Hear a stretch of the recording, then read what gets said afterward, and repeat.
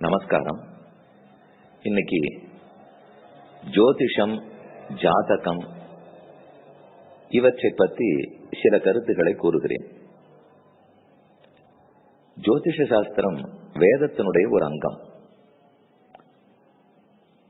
ருக்கு, யஜுசு, சாம, அதர்வங்கள் 4 வேதங்கள். இந்த வேதங்களுக்கு 6 அங்கங்கள் உள்ளன.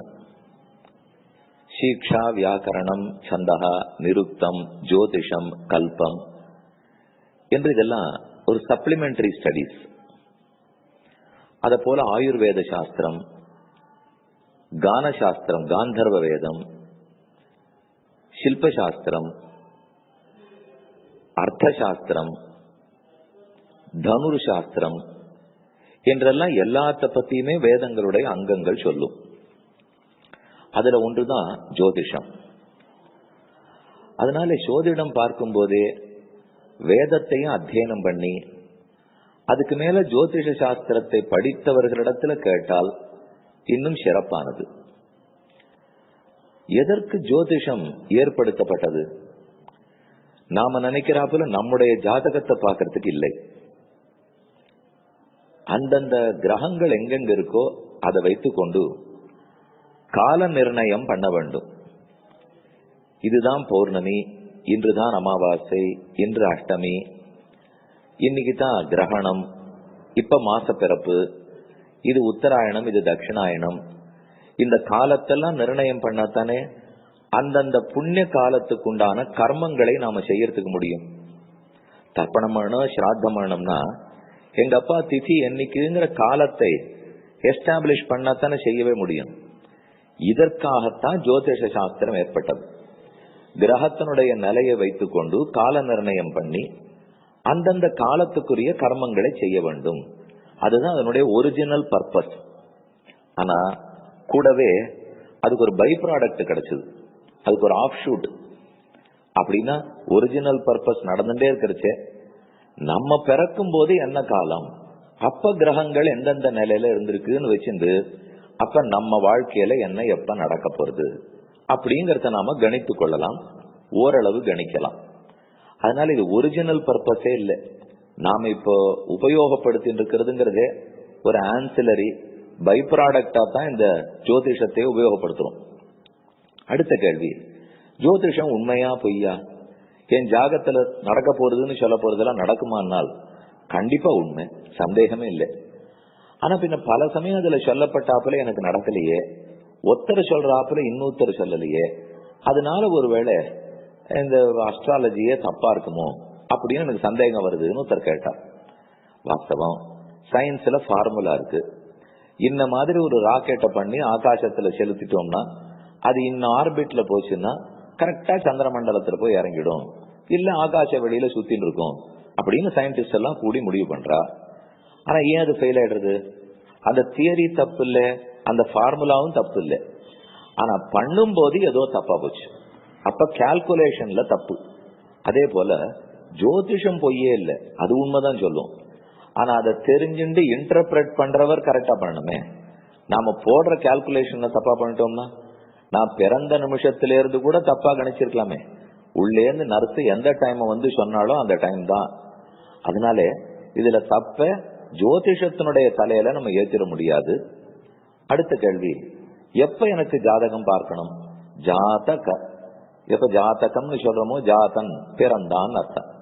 பிறந்த உடனே பார்க்கிற பழக்கம் உண்டு, இல்ல ஒரு வருஷம் கழித்து அப்த பூர்த்தி ஆன பிற்பாடு பார்க்கிற வழக்கம் உண்டு. அதுக்கு நாம நித்தியப்படி காத்தால அதை எடுத்து வச்சுன்னு உட்காரக்கூடாது.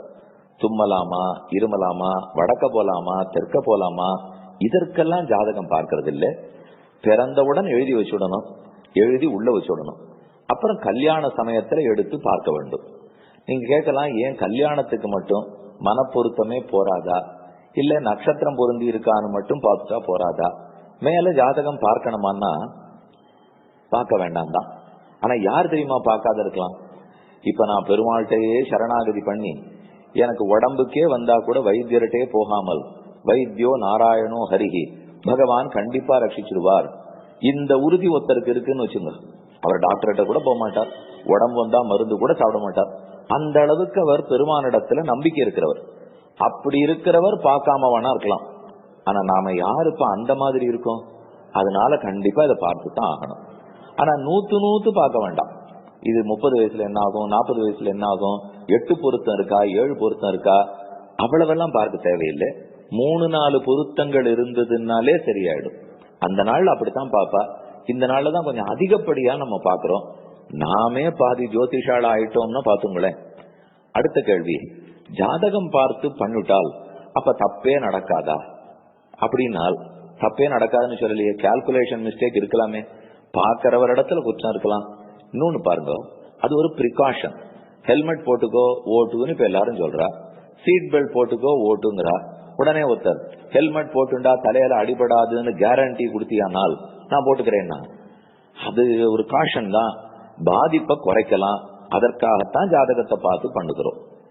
அடுத்தது, ஜாதகம் பரிகாரம் அப்படின்னு பார்த்து பண்றோமே, பட வேண்டியதை பட்டுத்தானே தீர வேண்டும். பரிகாரம் பண்ணிட்டா அதெல்லாம் குறைஞ்சு போயிடுமானால், முதல்ல பரிகாரத்தை கண்டுபிடிக்கிறதே கஷ்டம். இன்ன குறைக்கு சரியா இன்ன பரிகாரம்னு தெரியணும். அப்படியே இருந்தாலும் பட வேண்டியது படுறோம்னு இருந்தாலும் பாதிப்பை குறைத்து கொள்ளலாம். எனக்கு ஒரு ஆக்சிடென்ட் ஆச்சு, அடிபட்டிருக்கேன், கண்டிப்பா இன்னொரு 15 days ஆகும், அப்பதான் கட்டை பிரிக்க முடியும்னு சொல்லிட்டார். 15 நாள் கழிச்சு வலிக்காதுன்னு எனக்கு தெரியும். அதுக்குன்னு 15 நாள் வலியை என்னால பொறுத்துக்க முடியுமா? ஒரு பெயின் கில்லர் சாப்பிடுறேன், இல்ல வேற ஏதோ மருந்து போட்டுக்கிறேன், களிம்பு போட்டுக்கிறேன், அது எதுக்குப்போ தான் 15 நாள் கழிச்சு சரியா போயிடுமே என்னால். அதே போல என் வாழ்க்கையிலே பல இன்னல்கள் ஒரு 4-5 வருஷம் கழிச்சு சரியா போகும். ஆனா அது வரைக்கும் அதை தாங்கணும் இல்லையோ. அந்த பாதிப்பை குறைத்து கொள்ளுவதற்குத்தான் பிராயச்சித்தம் தேடுறோம். அதே போல பிள்ளை ஜாதகம் பொண்ணு ஜாதகம் எதுக்கு பாக்குறோம்னால், இந்த சமயத்துக்கு பிள்ளையனுடைய காலத்தில் அவனுடைய 30-35 வயசு வரைக்கும் கட்டகாலமா இருக்கும்.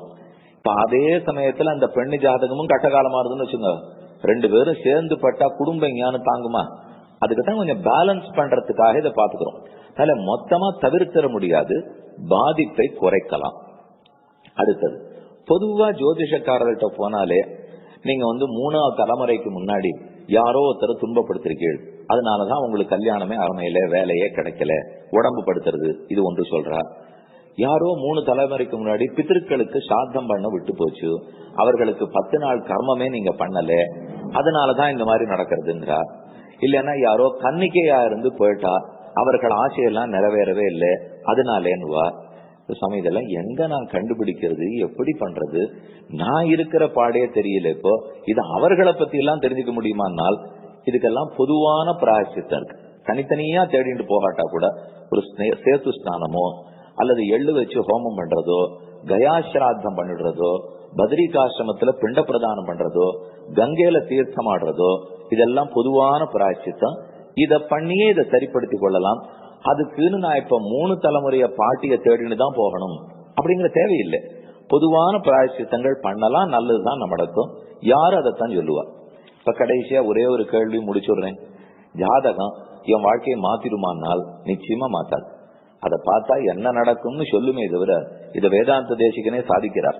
விலுப்த மூர்தன்ய லிபிக்கிரமானாம் சுரேந்திர சூடாபத லாலிதானாம் ததங்கிரி ராஜீவ ரஜக்கணானாம் பூயான் பிரசாதா மயி நாத பூயாத். ஹயக்ரீவ பெருமாள்கிட்ட பிரார்த்திக்கிறார், நான் எதுக்கு எந்தெந்த கிரகத்தினுடைய வீட்டு வாசல்லையோ போய் நிக்கணும்? அவர்களாலே என் வாழ்க்கையில கஷ்டம் கொடுக்கலாம், நல்லது கொடுக்கலாமே தவிர மாற்றுவதற்கு எந்த கிரகத்துக்கும் சக்தி கிடையாது. பெருமானே, அதுக்கு உன் திருவடிகளுக்குத்தான் சக்தி உண்டு. என் தள்ளெழுத்த மாத்திர உன் திருவடியத்தான் கெட்டியா பிடிச்சுப்பேனே தவிர மற்ற எது என்ன மாத்த போகிறது என்கிற உறுதியோட நம்ம முன்னோர்கள் இருந்திருக்காங்க. அப்படிப்பட்ட சரணாகதர்கள், பிரபன்னர்கள் இந்த பாதிப்பை பத்தி கவலைப்படாம இருக்கா. அவர்களுக்கும் பாதிப்பு வரும், யாருக்கும் வரும். ஆனா பெருமானை பிரார்த்தித்து பாதிப்பை குறைத்துக் கொள்வதற்கு முடியும், பொறுத்து கொள்வதற்கும் முடியும். அதே உயர்ந்த ஜோதிஷ சாஸ்திரம், பலரும் அதை நன்னா பார்த்து சொல்லிட்டு இருக்கா. தேவையான சமயத்துக்கு பெருமானிடத்துல நம்பிக்கையோட ஜோதிஷர்களை அணுகி அவர்கள் சொல்றதை நன்கு நம்பி நாமும் நம்ம புத்தியை உபயோகப்படுத்தி நம்ம பெரியவர்கள் சொல்லிருக்கிறபடிக்கு நடக்கணும்னு கேட்டுக்கிறேன். ஆடியோ பிராட்காஸ்டை உங்களுக்காக வழங்குபவர் ஸ்ரீ வேலுக்குடி கிருஷ்ணன் சுவாமி.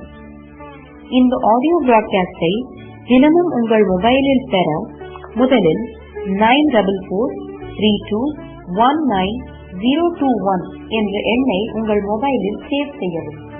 பிறகு இந்த எண்ணிற்கு ஒரு வாட்ஸ்அப் மெசேஜ் அனுப்பவும். தினந்தோறும் இந்த ஆடியோ பிராட்காஸ்டை கேட்டு மகிழவும்.